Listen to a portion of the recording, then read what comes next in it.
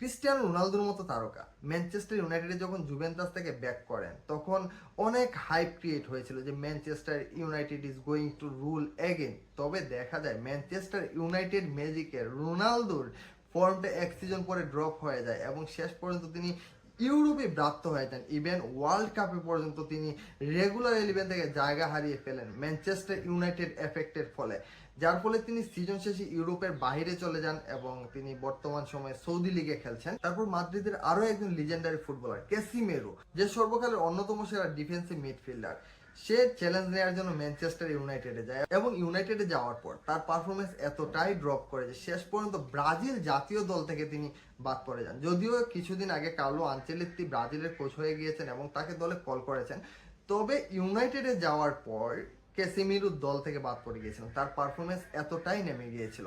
Real মাদ্রিদের আরো একজন লিজেন্ডারি খেলোয়াড় যে অনেক অল্প বয়সে এত বেশি সাফল্য পেয়েছিলেন যে ধরা হচ্ছিল তার কেরিয়ার শেষে তিনি শুধুমাত্র রিয়াল মাদ্রিদ তো বটি, সর্বকালের অন্যতম সেরা সেন্টার ব্যাকদের তালিকায় চলে যাবে, রাফায়েল ভারানে। সে রিয়াল মাদ্রিদের হয়ে অনেক কম বয়সী অনেক বেশি ট্রফি জয়ের পর তার কাছে মনে হয় সে নতুন চ্যালেঞ্জ নেবে, আর সেজন্য সে সবচেয়ে চ্যালেঞ্জিং ক্লাব যেটা পারফরমেন্স করার জন্য সেই ম্যানচেস্টার ইউনাইটেডে যায়।